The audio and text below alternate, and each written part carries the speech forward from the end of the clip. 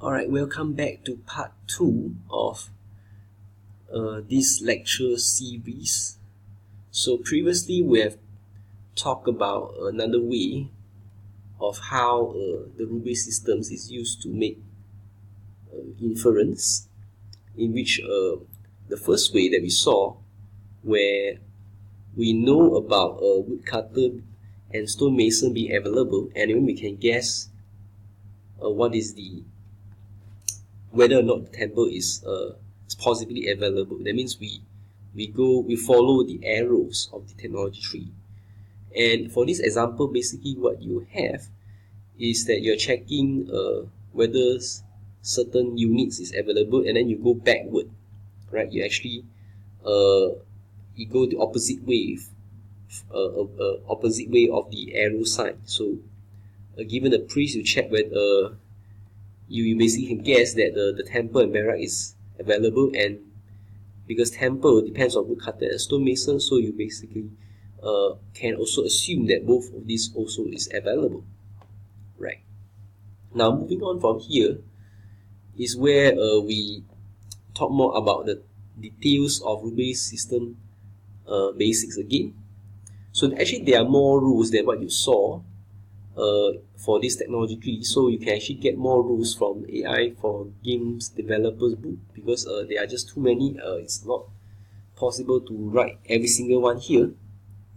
But the idea is that the picture is that when you're talking about rule-based system, you have two things. One is working memory, the other one is the rule memory, where the rule memory is basically the if else rules, and by evaluating those rules, you probably will be adding facts to the working memory, and this thing just repeats until you get the conclusion that you want. So so here, what is the main scheme for the rule-based system? Basically what you do is you write a set of rules and try to execute them continuously, and so you try to match and maintain an up-to-date picture of the player's technological capabilities, right? So you always try to find out what your player's capability is, and after that, from here you decided what is your tactical plan. So you can choose whether you want to attack or defend. You will attack if you find that, let's say, your progress is doing much better than the player and you have a high chance of winning. Then you would decide to attack, or you choose to defend when you realize that the attacking units that the player have is much more than what you already have. So you might want to build towers, for example, to defend your base. And yeah, there's basically some of the tactical strategies that the AI can apply. So how developers usually build the rule-based system? So actually, they don't really want to write you wouldn't want them to write the rule-based system using actual hard code, because usually this one is for one reason, some of the inferences are hard to achieve, and then it's very inflexible because some of the rules you want them to be changeable by the game designer later on. So so for future expansion or modification, so hard coding is definitely not the way to go. So this one, usually they rely on scripting languages, and usually the rules are written in some of the interpreted scripting languages, so that the game designer can change the rules without having to change the game itself. So you can just change the scripts, and after that you can just rerun the game, and then you will get a different AI behavior, right? Okay. So yeah, so just now when we talk about the way the rules as we evaluate, we actually already go through how the inference is done in rule-based system. So actually the technical term for the approach where you match the if parts and then work out and after that, if the if parts is matched, then you trigger it, and then you fire the action for the rules. So and then you do that sort of continuously. Then that is actually called forward chaining, in which the forward here basically means that you check the conditions of if parts, and then you move to the consequent of the if statements, the then parts. So and then the then pass actually will add more knowledge to the working memory, and this thing just repeats until you got the conclusion that you want. So there is a case where when all the rules are checked, it is possible that there are multiple rules where the condition is true. So in this case, we have to select which rule to really fire. So that one, to decide which one to fire is actually what we call conflict resolution phase. So conflict resolution is basically a phase where you decide, given the rules that are triggered, which one do you want to fire. So there are many possible ways that you can perform conflict resolution. Here we have three. One is called first applicable rule, the other is called least recently used rule, and the one is perhaps the more complicated one, which is called dynamic priority arbitration rule. So let's look at each of these rules one by one. So what is the meaning of first applicable rule? So this one is the easiest, where what you do is, given the list of rules that the condition that is triggered, meaning that the conditions are true, then you just choose the first one that you found to be triggered. You just fire the first one. So of course there's a drawback to it. So the drawback is that the same rule will continue to fire if the rule does not update the database.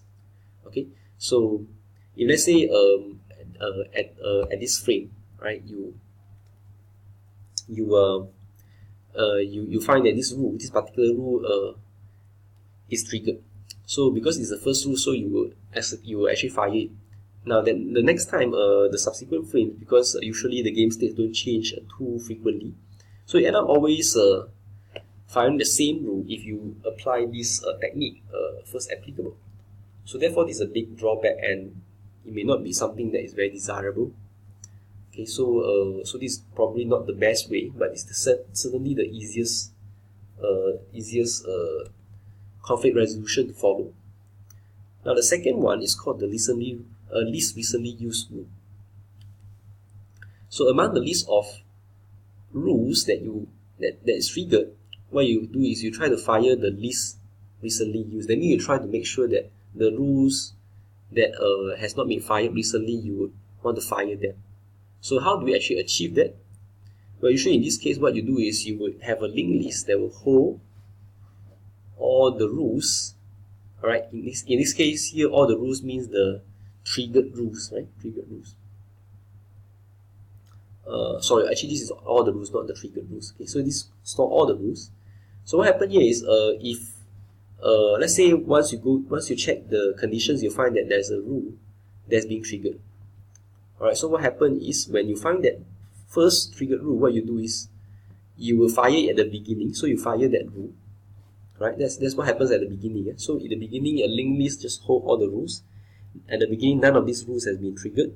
So now you check, and then you find there's one rule there that's been triggered. So what you do is you would choose to fire it. But once you fire that, you will remove that rule. Alright, and then you will put it to the end of the list. That means you sort of take it out and then you just put it to the end of the list. And the reason for doing that is so that you make sure that the recently fired rules, if you put it to the end of the list, then it will not be fired more recently than the others. Alright. So what does that mean? So after this, once you have put it to the end of the list, then what happens is, as this rule-based system runs for multiple frames, what we will see is really that the list will contain the rules in reverse order of use. That means the least recently used rule, will actually be the one that is on the left of the list, on the left side of the list, meaning actually it is the first, perhaps the first one on the list, right? So when you always pick the first trigger rule from the list, you are actually picking the least recently used, because of the way you order the rules as you fire them. Alright, so this one is slightly better than the first applicable rule, but of course it requires more processing power to actually get this to work. Now the next one is perhaps the most complicated one here, which is called dynamic priority arbitration rule. And what this means is this. Now you associate each rule with a numeric priority. So now every rule, they will have a numeric value that actually indicates their priority. So this priority would change, and hence the word dynamic priority. So this priority would change when the game updates, right? So what happened here is there's this thing called an arbiter. So arbiter is actually a component that actually will decide, alright? You will actually be the one that chooses which rule to fire. So this arbiter will will look at the priority of the triggered rules, and then he will select the one with the highest priority to fire. Okay? So is this very useful? So let's look at an example. Suppose there's a rule that matches no more health packs rule, right? That means you have a rule that says the condition where it states whether the health packs is available. So let's say if you have a rule that tells you that you don't have health packs anymore, so then it actually schedules the action to find health packs. Now if the NPC's health is high, for example, then what happens is that you can use the dynamic priority arbitration rule to change the priority for this rule to be low, because when let's say when you're at the beginning, when you try to run the actions that corresponds to no more health packs, right? As you move then as your health gets high, then of course you do not want this action of this rule to run with a high priority. You actually want it to be low, right? Because your health is high at the moment. So then if there are other triggered rules with high probabilities, then this rule will be ignored, because you will make sure that you will lower the priority of this rule, and then you will hence choose rules with higher priority as a result.